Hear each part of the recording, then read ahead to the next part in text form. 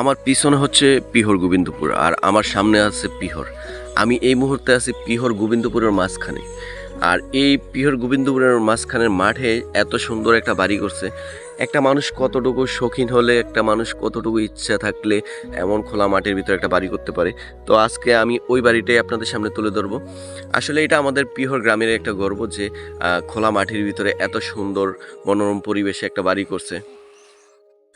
আমি মাঝে মাঝে যখন এখান দিয়ে যাই, তখন এখানের যে দক্ষিণা বাতাসটা লাগে, আমার মনটা এত একটা ফিল পায় যে মনটা একদম শীতল হয়ে যায়।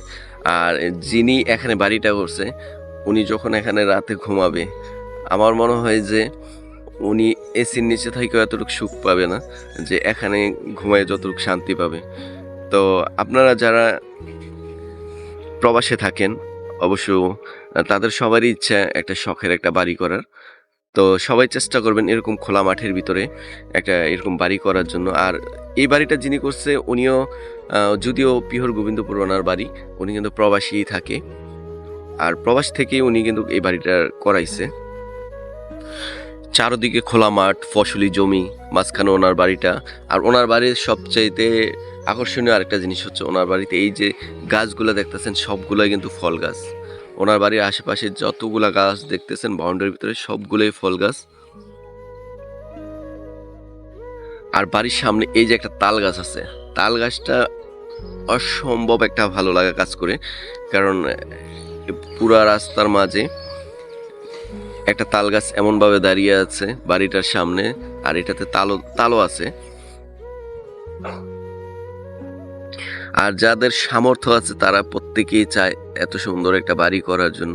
তবে বাড়ি তো সবাই করে, কেউ বাড়ি করে শহরে, কেউ বাড়ি করে গ্রামে, কিন্তু খোলা মাঠের ভিতরে মনে হয় খুব সংখ্যক কম মানুষই বাড়ি করে। কারণ সবাই তো বেশিরভাগই বাপের ভিটা ছেড়ে যেতে চায় না। তো ওনার কিন্তু বাড়ি গোবিন্দপুরেও একটা আছে, এখানেও আরেকটা করছে। তো বাড়িটা আমি তুলে ধরার চেষ্টা করলাম, আপনাদের কাছে কেমন লাগছে অবশ্যই একটু কমেন্ট করে জানাবেন। আর আমি চাই যে সবারই এরকম একটা স্বপ্নের বাড়ি থাকুক, যে ওই বাড়িটাতে ঢুকলেই যাতে মনটা একদম শীতল হয়ে যায়। আল্লাহ যেন সবাইকে এমন একটা বাড়ি করা তৌফিক দেয়, আর বাড়ির সামনে যেন এমন সুন্দর একটা তাল গাছ থাকে।